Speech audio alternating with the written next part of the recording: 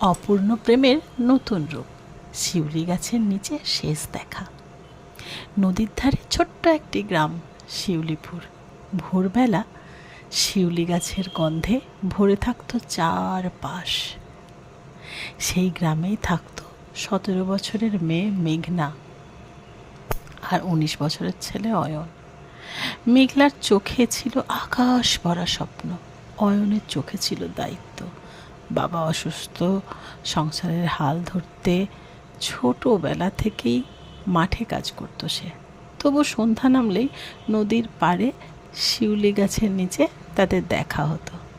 তারা কখনো বড় বড় প্রেমের কথা বলতো না। মেঘলা বলতো, একদিন যদি তুমি অনেক দূরে চলে যাও। অয়ন হেসে উত্তর দিত, তাহলে বাতাস হয়ে ফিরে আসবো। মেঘলা বলতো, বাতাসকে তো দেখা যায় না।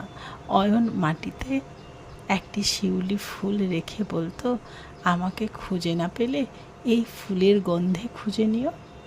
দিন কেটে যাচ্ছিল। হঠাৎ অয়নের শহরে কাজের সুযোগ এলো। সংসার বাঁচাতে তাকে যেতেই হবে। যাওয়ার আগের দিন সন্ধ্যায় তারা আবার সেই শিউলি গাছের নিচে দাঁড়ালো।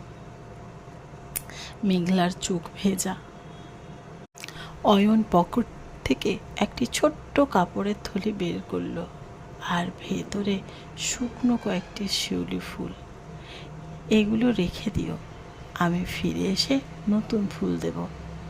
মেঘলা থলিটা বুকে জড়িয়ে বলল, আমি অপেক্ষা করব। অয়ন চলে গেল। প্রথম প্রথম নিয়মিত চিঠি আসতো, তারপর কাজের ব্যস্ততায় চিঠির সংখ্যা কমে গেল। একদিন হঠাৎ খবর এলো যে কারখানায় অয়ন কাজ করত সেটি বন্ধ হয়ে গেছে। কেউ জানে না সে কোথায় গেছে। গ্রামের মানুষ নানা কথা বলতে লাগলো। কেউ বলল সে আর ফিরবে না, কেউ বলল সে নতুন জীবন শুরু করেছে। কিন্তু মেঘলা কোনো কথাই বিশ্বাস করলো না। প্রতিদিন ভোরে সে শিউলি গাছের নিচে যেত, পড়ে থাকা ফুলগুলো কুড়িয়ে নিত। মনে মনে বলতো, আজ না হয় কাল সে তো আসবেই। বছর কেটে গেল। একদিন গ্রামের স্কুলে নতুন একজন শিক্ষক এলেন। মুখে হালকা দাড়ি, চোখে ক্লান্তি। দূর থেকে তাকে দেখে মেঘলার বুক কেঁপে উঠল। কাছে গিয়ে বুঝল, না, তিনি অয়ন নন। সেদিন বাড়ি ফিরে মেঘলা প্রথমবার কাঁদল, কারণ সে বুঝল অপেক্ষা আর বাস্তব এক জিনিস নয়। তারপরও সে কাউকে দোষ দিল না। সময় আরও এগোলো। মেঘলা গ্রামের ছোট ছোট মেয়েদের পড়াতে শুরু করলো। সে বলতো, জীবনে স্বপ্ন দেখবে, কিন্তু নিজের পায়েও দাঁড়াবে। অনেক বছর পরে এক বর্ষার বিকেলে গ্রামের ডাকঘরে একটি পুরনো খাম এলো। খামের ওপর লেখা, মেঘলার জন্য। ভেতরে ছিল একটা ছোট্ট চিঠি। মেঘলা, তোমার কাছে ফিরতে চেয়েছিলাম, কিন্তু জীবনের ঝড় আমাকে এমন জায়গায় নিয়ে গিয়েছিল যেখান থেকে ফিরে আসার পথ খুঁজে পাইনি। যদি কোনো দিন এই চিঠি তোমার হাতে পৌঁছায়, জেনে নিও আমি কথা রাখতে পারিনি, কিন্তু ভালোবাসা কোনো দিন বদলায়নি। শিউলি ফুলের গন্ধ পেলেই মনে হতো তুমি নিশ্চয়ই অপেক্ষা করে আছো, অয়ন।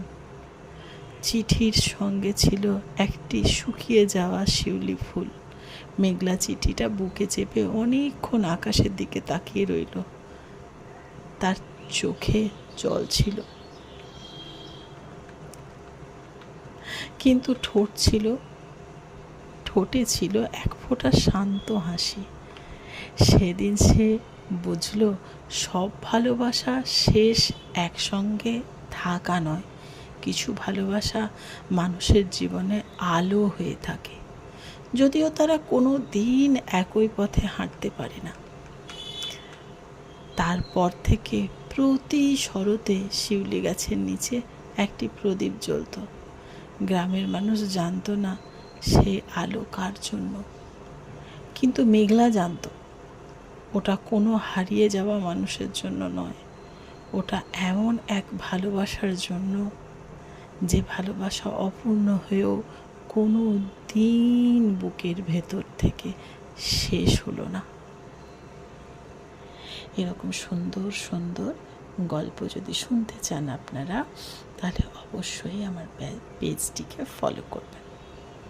কারণ এই ক্রিয়েটারদের ভিড়ে ফেসবুকে কোথায় আমার পেজটি কাল হারিয়ে যাবে।